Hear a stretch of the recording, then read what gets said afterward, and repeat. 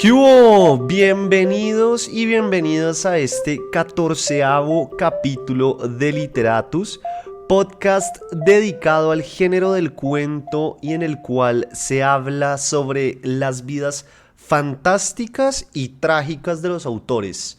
Mi nombre es Federico Baraya Galán, o el man de los cuentos, como me conocen en Twitter, en la calle, en TikTok y hasta en las playas de Santa Marta. Vea pues, si usted todavía no sigue este podcast en Spotify, no espere más y haga parte de esta comunidad que reporta sintonías de Francia, España, Uruguay, Argentina, México, Colombia, Ecuador, Estados Unidos y todas partes del mundo. Y si no me cree, para que vea que no es cuento chino, hoy, antes de entrar de lleno en el capítulo, que va a estar un poco más largo de lo común ya que la semana pasada no saqué, les voy a contar algunos datos que Spotify me tiró y que me parece vale la pena traer a colación, porque este proyecto existe gracias a ustedes que oyen y porque estos datos son tanto míos como de ustedes. Sin ustedes esto no sería posible. Mire, me dicen de la aplicación que Literatus fue sintonizado en más de 32 países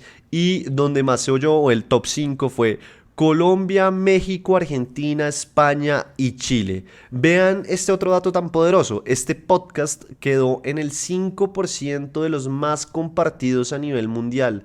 Todo por enlace directo. De verdad que muchísimas gracias a todos y a todas las que han compartido los capítulos a amigos, familiares, enemigos, novias, novios, esposas, mejor dicho, a todo el mundo. Muchísimas gracias. Ahora, ¿cuál creen ustedes que fue el capítulo más oído?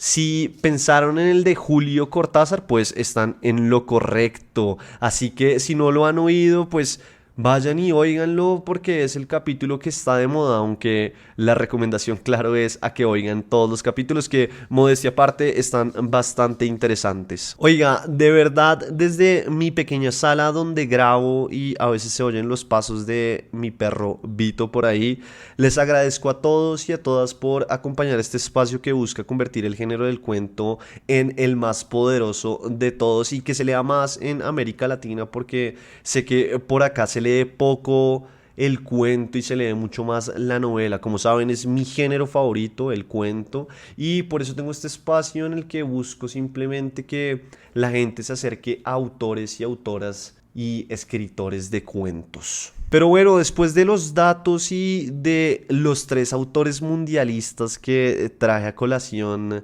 los capítulos pasados, que fue Cassiari, Villoro y Fontana Rosa, volvemos a retomar el cauce natural de este espacio en el que se busca siempre un autor hombre por una autora mujer. Claro, siempre con una única condición, y es que me tienen que parecer unos y unas tesas. Por eso no podía volver a la normalidad sin buscarme un peso pesado del género del cuento. ¿Y quién podría ser sino la mujer que el jurado del Nobel de Literatura le entregó el premio por ser la maestra del cuento contemporáneo? Sí, así es, estoy hablando de Alice Munro, la cuentista canadiense que muchas veces demeritaron diciendo que era apenas una buena ama de casa y que en el 2013 se ganó el Nobel de Literatura gracias a sus cuentos. Bienvenidas y bienvenidos.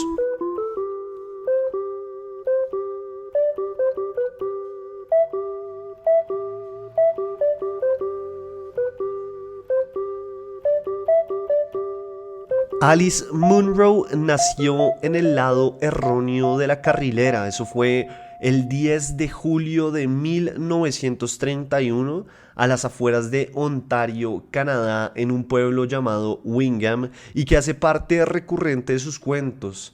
Tanto así que vean que en el prefacio de su libro de cuentos que se llama Selected Stories, que es de 1996, ella dijo lo siguiente: estoy intoxicada por esa tierra, por sus terrenos casi planos, por sus pantanos, por el clima continental con sus inviernos extravagantes.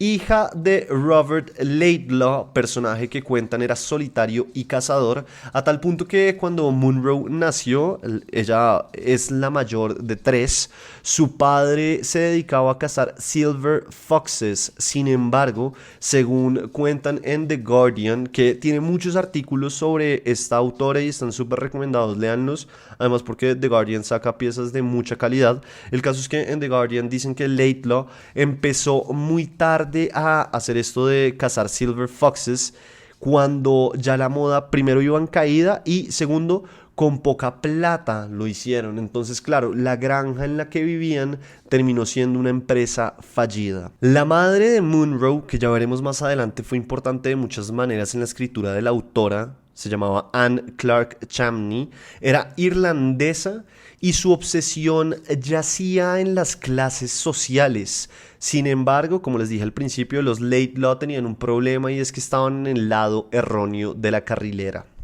Lugar en el que Munro cuenta no parecía ni una ciudad ni un país, sino que era un gueto en el que vivían las prostitutas y los traficantes de alcohol o bootleggers, como les dicen en inglés. Pero su obsesión, es decir, la de la madre por escalar en las clases sociales, era apenas el inicio de una cascada. La señora Anne Clark Chamney, cuenta Munro, quería que sus hijas fueran exitosas, pero también sexualmente puras y muy femeninas. Dice la autora que su madre esperaba muchas cosas de ella que ella no estaba preparada para cumplir. Y como lo anterior no era suficiente, a los 10 años de la autora, es decir, de Alice Munro, su madre fue diagnosticada con un tipo de Parkinson poco común. Y frente a eso cuenta la escritora que todo empezó a empeorar, pues ahora tocaba lidiar con una persona enferma que además era dueña de las cartas y sí, era la que mandaba en el hogar. Oigan, con ese panorama, pues ustedes podrán imaginarse que Munro vivía en un mundo que la intentaba encerrar o que se le estaba cerrando, que le decía cómo debía ser, quién debía ser, qué debía ser, y con el paso del tiempo, si ella no hacía algo, las paredes iban a ir cerrándose cada vez más hasta asfixiarla. Lo bueno es que uno siempre puede escapar, y eso fue lo que la autora empezó a hacer. Primero descubrió la lectura, y con la lectura, así suene a lugar común y a cliché, dice ella que conoció la magia, se dio cuenta de que podía estar en su casa con las reglas de su madre, pero con tan solo abrir Wuthering Heights se transportaba a esa novela gótica escrita por Emily Bronte. Y ese libro es importante porque le dio a entender que ella podía también deconstruir su propio mundo y construir uno en un lugar pequeño parecido al que ella vivía en Canadá. El problema, vean cómo es la vida, es que en esa época que ella leyera, y sí, como que le gustara la lectura, la convertía en una mujer poco atractiva y anormal. Entonces Munro, como sabía que su mamá necesitaba que ella fuera femenina y que fuera pura y que fuera inteligente, empezó a construir un personaje para el mundo exterior y se mostraba de una forma muy distinta a como ella en realidad era por dentro. Igual, dice ella, la gente podía ver a través de las grietas que algo andaba mal con ella. Primero fue la lectura para escapar, después fue la Universidad de Western Ontario y en un intento de disfrazarse de nuevo decidió estudiar periodismo en vez de literatura. Curioso, ¿no creen? ¿Cuántos escritores y escritoras empezaron por estudiar periodismo? Desde la mismísima Shirley Jackson, que tiene bastantes cosas en común con Alice Munro, hasta escritoras hoy muy afamadas como María Fernanda Ampuero, que es escritora y periodista ecuatoriana, que si no han leído, les súper recomiendo, sobre todo ese libro de cuentos que se llama Pelea de Gallos. El caso es que ella, es decir, Alice Munro, empezó a estudiar en esta universidad periodismo y para sobrevivir, es decir, para tener algo de dinero, pues porque evidentemente la autora no tenía en esa época mucha plata, empezó a buscar distintas maneras para ganar algo de plata. Por ejemplo, vendió sangre y trabajó como librera, pero la plata no le daba, hasta que la vida llegó a una disyuntiva en la que era o casarse o devolverse a su hogar a cuidar de su madre enferma porque simplemente ya no tenía otra forma de mantenerse. Y claro, a pesar de no ser la mejor opción, pues evidentemente Munro prefirió casarse antes que devolverse a vivir con su madre. Entonces lo que hizo Munro fue que se casó con Jim Munro y de ahí es que viene el apellido de la autora y como la conocemos hoy en día. Ese tipo era estudiante y venía de una familia canadiense adinerada. Luego el man se convirtió en gerente de una empresa y empezaron a forjar la familia, tuvieron 3 hijos sucesivos. Con tan mala suerte que su segunda hija, Catherine, nació sin riñones y murió 2 días después de nacer. Una historia bastante trágica. Lo cierto es que 9 años después tendrían otra hija. Como pueden ver, Munro pasó de huir, de leer para escapar y de pensar en escribir a convertirse en una ama de casa. Y eso, aunque suene curioso o chistoso, le sirvió también para la escritura, porque gracias al trabajo de su esposo, la autora ya no tenía la presión de ganar dinero y podía dedicarse a leer de forma voraz, hambrienta por historias y estilos y maneras. Y como dijo Cortázar, una vez usted empiece a leer en forma, lo más seguro es que le darán ganas de escribir sus propias historias. El problema, dice Munro, es que era muy mala y le tocaba escribir en los momentos muertos de sus días, cuando los niños tomaban siestas, y es por eso que escribía piezas cortas o, mejor, cuentos.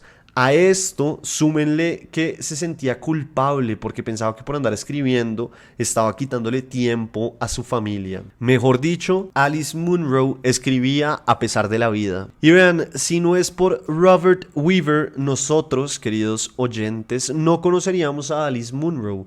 Ese tipo fue vital para que la autora no se rindiera. Entonces, ¿qué pasó? Weaver tenía un programa de radio en el que abría el espacio para que mujeres escritoras leyeran sus cuentos y cuando ella parecía querer renunciar, es decir, Alice Munro, él la motivaba, la llevaba a fiestas literarias, en fin, el tipo vio en ella un talento enorme que sabía no podía echarse en saco roto. Y Weaver también, por ejemplo, fue de los primeros en darle un espacio a Margaret Atwood. Entonces, como podemos ver, Robert Weaver fue muy importante para la literatura canadiense de esa época y sobre todo para la literatura femenina de esa época. A todo esto, además, hay que sumarle que a los 29 años, o eso cuenta la autora, Alice Munro entró como en un bloqueo y no podía ni escribir una línea y su ambición en esa época era escribir una novela que se convirtiese en obra maestra. Entonces imagínense eso, uno querer escribir una obra maestra pero no poder escribir ni siquiera una línea. Lo único que va a terminar sucediendo es que el bloqueo va a terminar, sí, haciéndolo a uno renunciar a la escritura, sobre todo si uno quiere escribir una obra maestra que, pues a ver, escribir una obra maestra no es para todo el mundo, no todo el mundo tiene un Wuthering Heights en su escritura o un 100 años de soledad o un Madame Bovary. Hasta que en 1959 la madre de Alice Munro murió y la liberó. De esa muerte, la autora escribió un cuento que se llama The Peace of Utrecht y ese cuento sirvió para abrir el dique. ¿Por qué? Porque Munro cayó en la cuenta de que se puede crear literatura a partir de las experiencias personales, que es algo que he hablado mucho en este podcast de Literatus, y es que las experiencias personales son una fuente inagotable de literatura para muchos autores y autoras. Y claro, una vez Alice Munro se dio cuenta de eso, empezó el vendaval y la lluvia de cuentos. Una cosa llevó a la otra y en 1963 su esposo renunció a la gerencia y junto con la autora abrieron una librería. Eso también le ayudó a dedicarse a escribir y en 1968 publicó un libro que contenía cuentos escritos a través de, oigan esto, 15 años, incluyendo el que les mencioné sobre la muerte de su madre.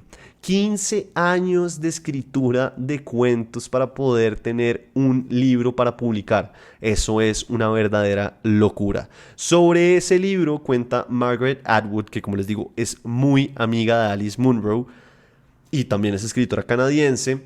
Bueno, Margaret Atwood cuenta que apenas salió ese libro, ella fue a comprarlo Y cuenta que el cuento que se llama Dance of the Happy Shades la hizo llorar. Dicen los que saben de la creación de arte que si uno logra que la gente llore es porque la cosa funciona. Y eso fue lo que hizo Alice Munro con ese cuento y lo que logró con Margaret Atwood. Además que a uno, pues o sea, que Margaret Atwood llore con un cuento de uno, pues debe ser un sentimiento bastante gratificante. Ese libro le ayudó o le adjudicó uno de los premios más importantes de literatura en Canadá, que es The Governor General Award. En 1973, la autora se divorció de su esposo y una nueva etapa empezó en su vida. Para ganar plata, se dio cuenta que necesitaba como empezar a hacer otro tipo de trabajos. Aceptó un puesto como profesora de escritura creativa en la Universidad de British Columbia en Ontario. Y oigan este cuento tan curioso. Allá se reencontró con un compañero de universidad que tuvo cuando estudió periodismo, que es Jerry Fremlin, que según cuenta la historia, después de 3 martinis, o sea, se fueron a un bar, se echaron 3 martinis, bueno, después de esos 3 martinis, el tipo se convirtió en la nueva pareja de Alice Munro. La autora siguió publicando y en el 2013, a sus 82 años, ganó el premio de Nobel de Literatura por, como dijeron los jurados, ser la maestra del cuento contemporáneo. Sobre el premio cuenta Alice Munro que el día que la llamaron a avisarle que se lo había ganado, ella no estaba en la casa, estaba dando clases o quién sabe qué estaba haciendo. Y la llamaron tantas veces y ella no contestaba que, pues nada, decidieron dejarle un mensaje en la contestadora. Y cuando ella llegó de hacer lo que estuviese haciendo y oyó el mensaje, fue que se enteró que se había ganado el premio Nobel de Literatura. Además, cuenta ella que sabía que estaba nominada o que estaba en la carrera por ganarse el Nobel de Literatura, pero nunca en su vida pensó que hubiese en verdad una oportunidad de ganarse el premio. Pero vean cómo son las cosas, se lo ganó y recibió la noticia oyendo un mensaje en la contestadora. Como verán en el cuento que les traigo hoy y que está un poco largo, pero les prometo que vale la pena. Cada maldito minuto es una locura, se los digo. No le tengan miedo solo porque es largo. Bueno, en este cuento uno de los temas principales, que es uno de los temas principales de la autora a través de casi todos sus cuentos, es el tema de ser mujer. ¿Qué significa eso en este mundo tan varonil? ¿Cuáles son los riesgos de ser mujer?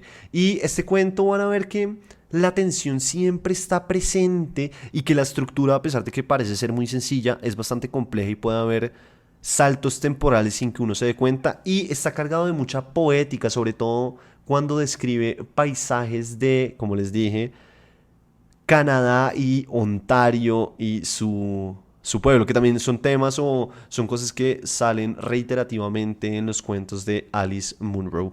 Otro elemento que utiliza la autora es que los personajes aparecen en más de una historia, y en este cuento que se llama Cisnes Silvestres, las 2 personajes que aparecen van a ver que, o si siguen leyendo más cuentos de Alice Munro, se los van a encontrar en otros cuentos. Pero bueno, sin más preámbulo, preludio, este es el cuento de Alice Munro que se llama Cisnes Silvestres.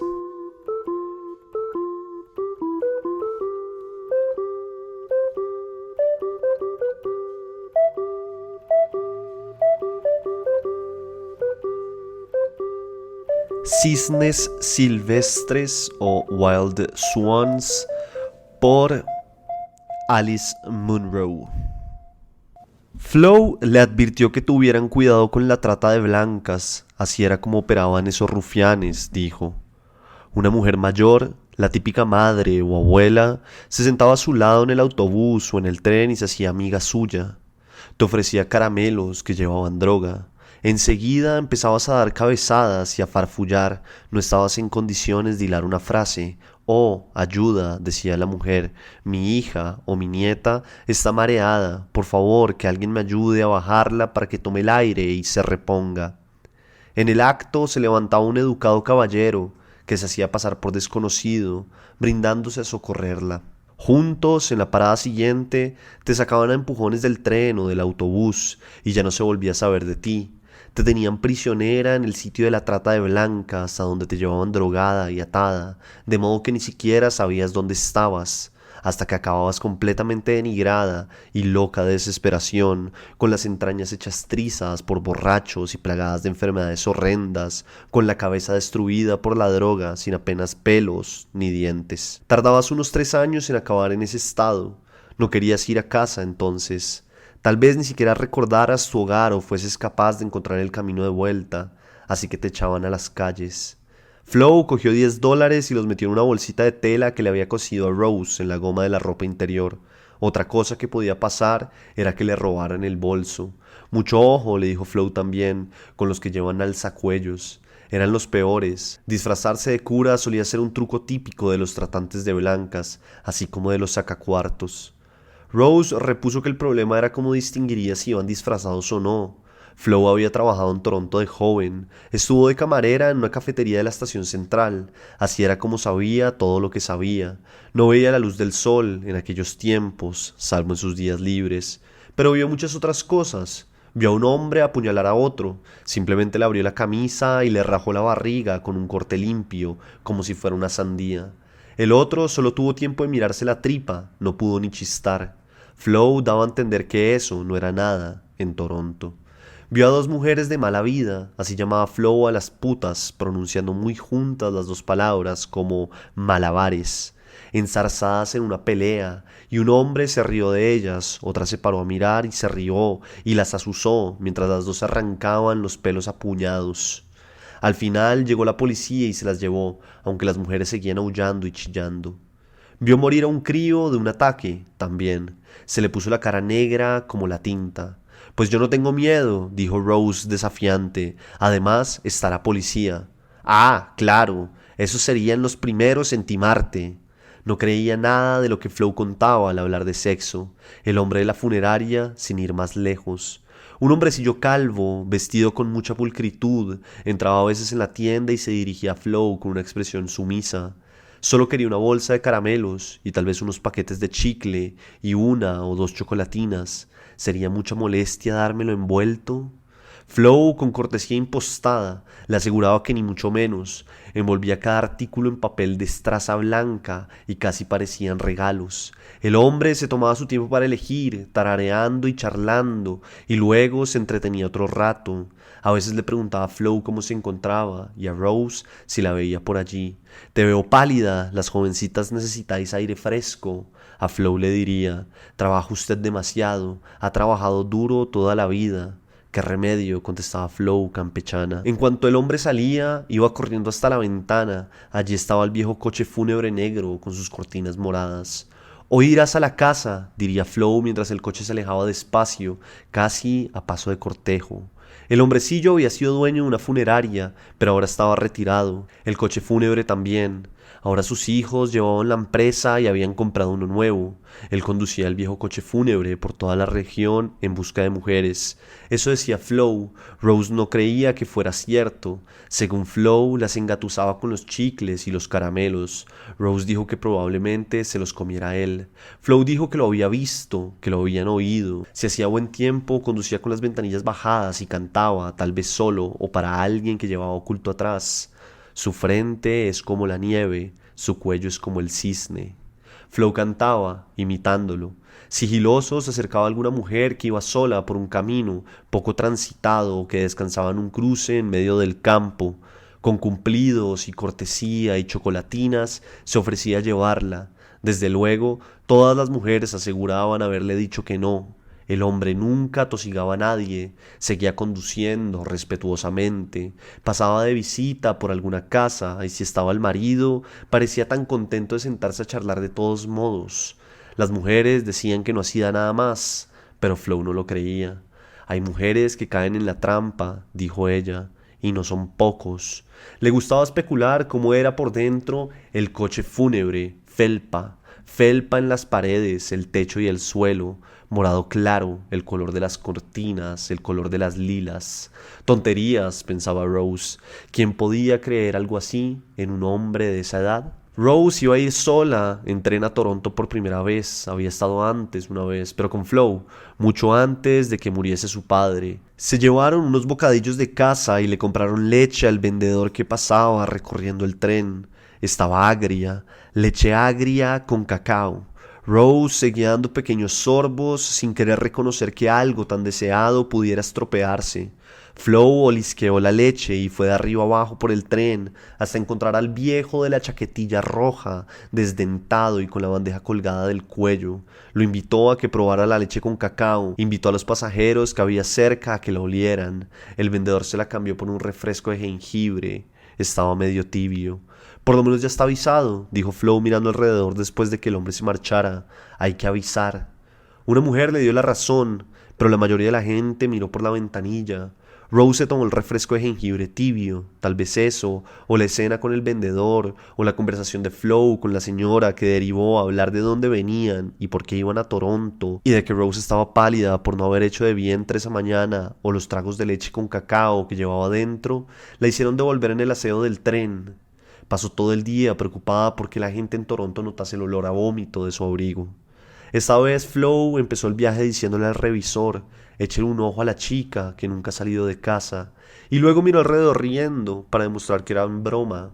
Entonces tuvo que bajar. Se notaba que el revisor no estaba para bromas y que tampoco tenía ninguna intención de echarle un ojo a nadie. Solo se dirigió a Rose para pedirle el billete. Le tocó un asiento de ventanilla y pronto se sintió exultante de felicidad. Sintió que se alejaba de Flo, que echaba a volar de Hanratty Oeste y que mudaba de piel con la misma facilidad con que abandonaba todo lo demás. Le encantó pasar por pueblos cada vez menos conocidos. Había una mujer en camisón asomada a la puerta de atrás de su casa, sin importarle que la viesen desde el tren. Viajaban hacia el sur, saliendo de la franja nevada para entrar en una primavera temprana, un paisaje más benigno. Crecían melocotoneros en las huertas de las casas.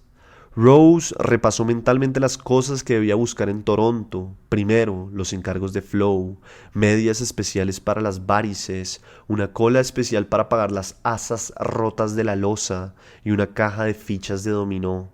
Además, Rose quería crema depilatoria para hacerse los brazos y las piernas y hacer posible un juego de cojines inflables que por lo visto te reducían las caderas y los muslos. Seguramente vendieran crema depilatoria en la droguería de Hanratty, pero la mujer que despachaba era amiga de Flo y lo contaba todo. Le contaba quién iba a comprar tinte para el pelo, pastillas adelgazantes o preservativos.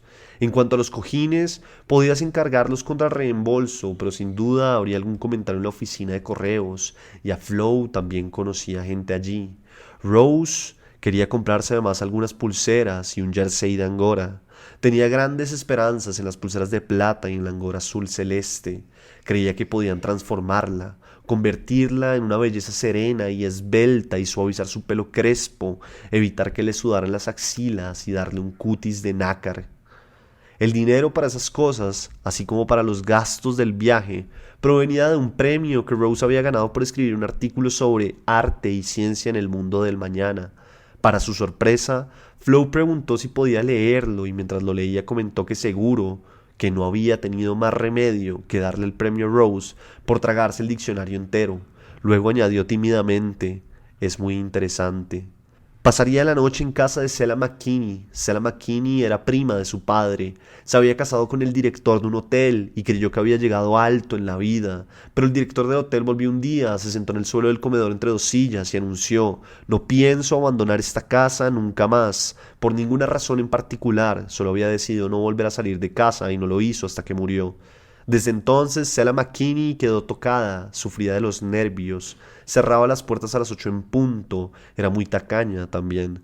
Normalmente ponía gachas de avena para cenar con uvas pasas. La casa era oscura y angosta y olía como un banco. El tren empezaba a llenarse.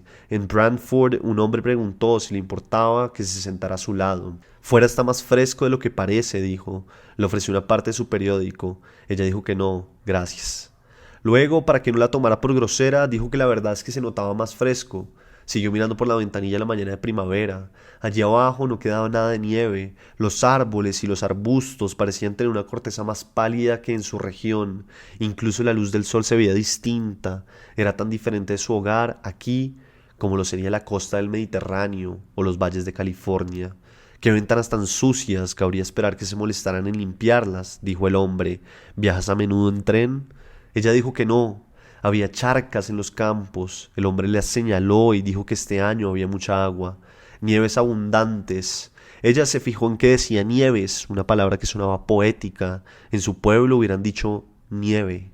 El otro día tuve una experiencia insólita. Iba conduciendo por el campo. De hecho, iba de camino a visitar una de mis feligresas, una señora con un problema de corazón. Ella le lanzó una mirada buscándole alzacuellos. Llevaba una camisa corriente con corbata y un traje azul marino. «Ah, sí», aclaró él. «Soy el pastor de la Iglesia Unida, pero no siempre voy de uniforme. Me lo pongo para la parroquia. Hoy no estoy de servicio». Bueno, como te decía, iba conduciendo por el campo cuando vi unos gansos del Canadá en un estanque y volví a mirar y resulta que también había varios cisnes. Una magnífica bandada de cisnes era un regalo para la vista. Supongo que iban migrando con la primavera hacia el norte. ¡Qué espectáculo! Nunca he visto nada igual.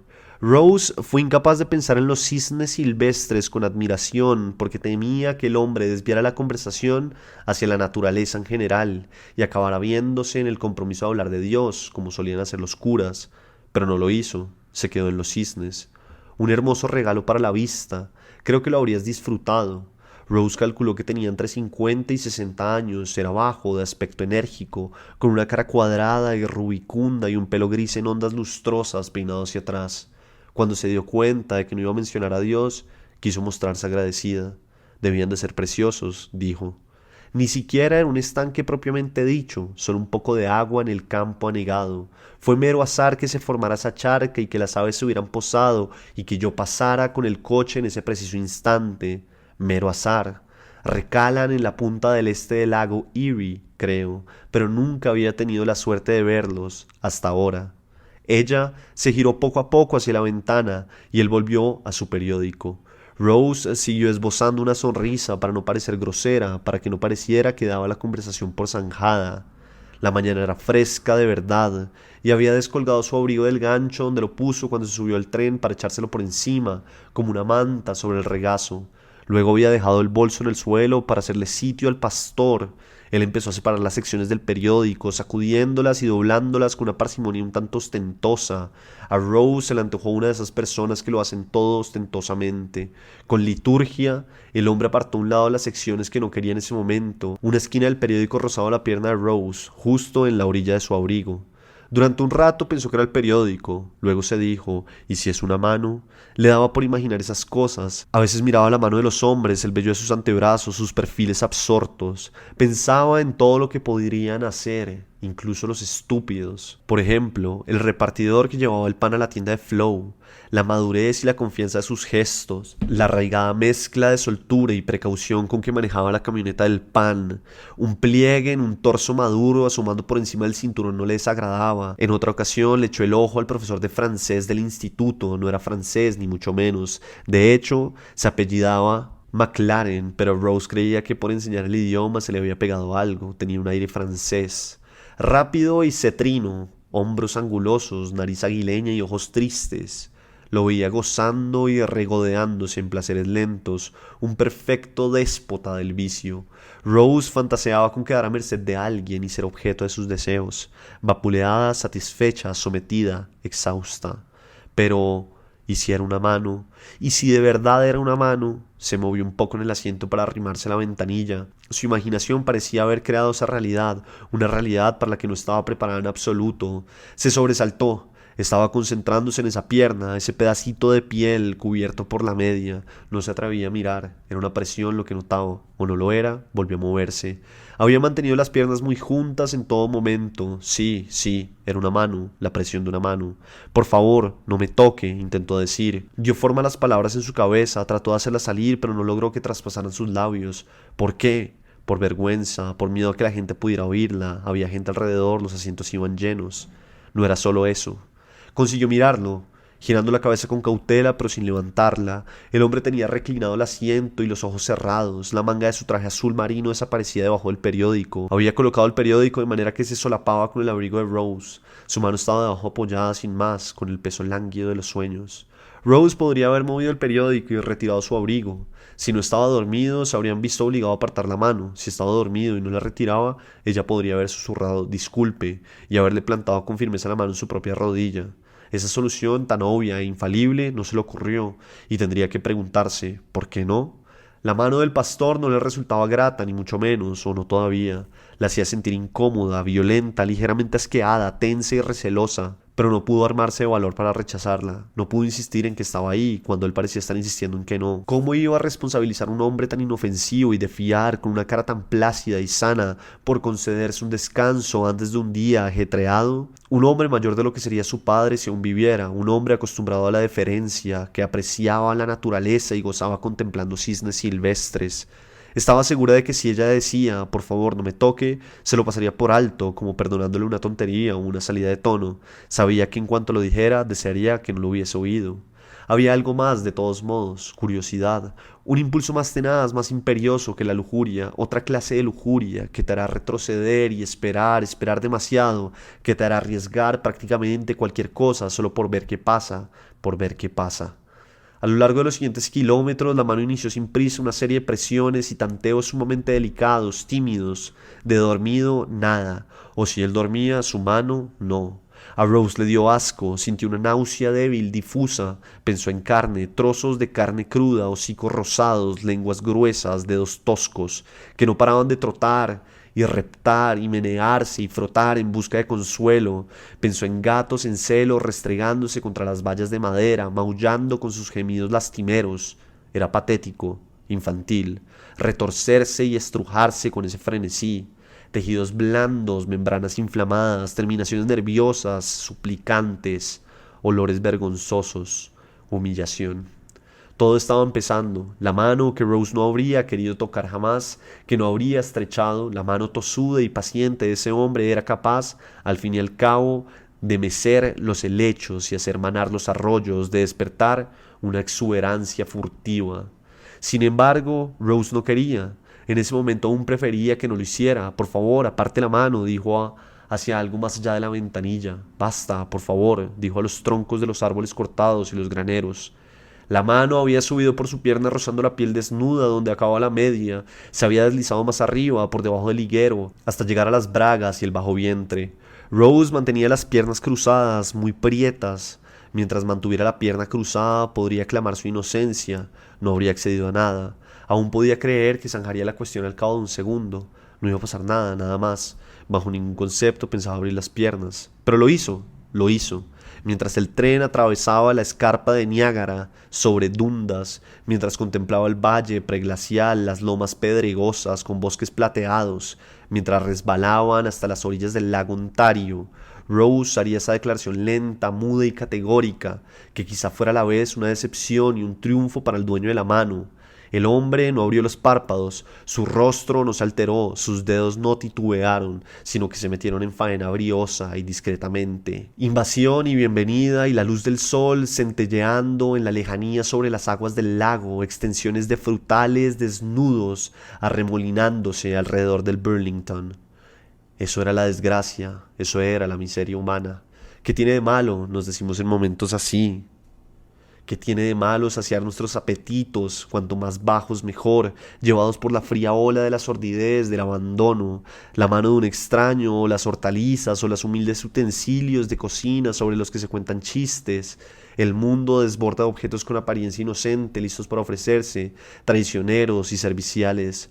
Rose procuró controlar la respiración, no se lo podía creer, víctima y cómplice, transportada hasta dejar atrás la fábrica de jaleas y confituras Glasgow, los conductos palpitantes de las refinerías de petróleo. Se adentraron en suburbios donde sábanas y toallas íntimas ondeaban de manera impúdica en los tendederos, donde hasta los niños parecían retosar con lascivia en los patios de los colegios, y hasta los camioneros detenidos en los pasos a nivel debían de estar regodeándose en gestos obscenos. Muecas soeces, que entonces se veían mucho. A lo lejos aparecieron las verjas y las torres del recinto ferial, con cúpulas pintadas y columnas que flotaban prodigiosamente contra el cielo rosado de sus párpados. Echaron a volar en alborozo. Podías hacer que una bandada de aves, incluso de cisnes silvestres, despertaran a la vez bajo una gran cúpula y estallaran, elevándose hacia el cielo.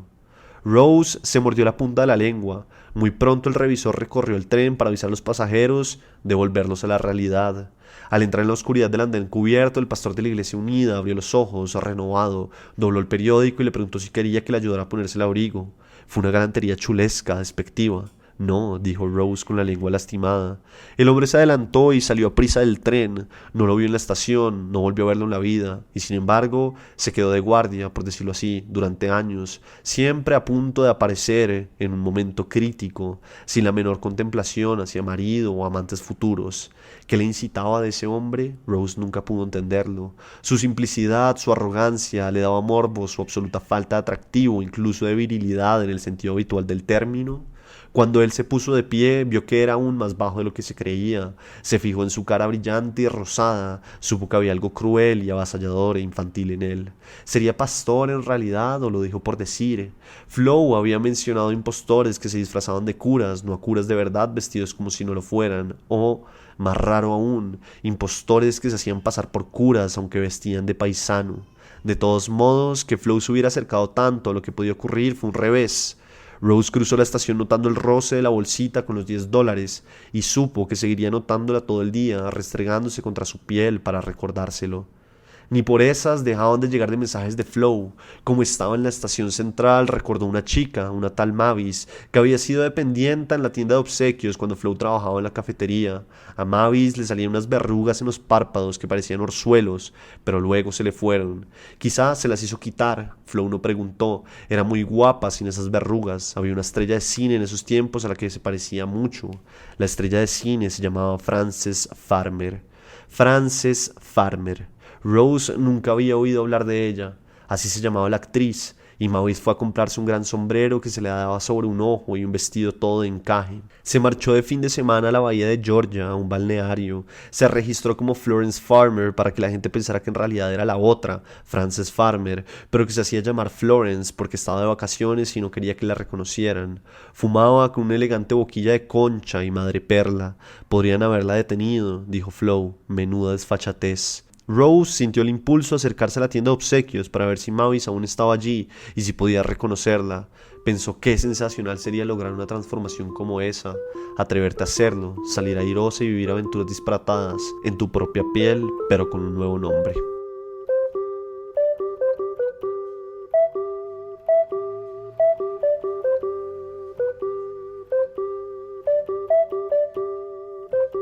Este 14º capítulo fue gracias a todas las personas que escuchan, oyen y apoyan este proyecto de literatura y del género del cuento que busca simplemente acercar autores y pequeños trucos o cuentos a las personas. Muchas gracias a todos y todas las que han oído, compartido y que hacen parte de esta comunidad de Literatus. Mi nombre es Federico Baraya Galán, o el man de los cuentos, y en este capítulo hablé sobre Alice Munro y leí su cuento Cisnes Silvestres. Si usted quiere hablar de literatura, de cuentos o decirme algo sobre este podcast, ya sea bueno, malo o lo que fuere, me encuentran en Twitter como @Federico Baraya. Nos oímos la próxima semana con la que sería tal vez la última autora y el último capítulo de este año de Literatus, aunque todavía no hay nada seguro, quién sabe, de pronto seguimos a pesar de estas épocas navideñas.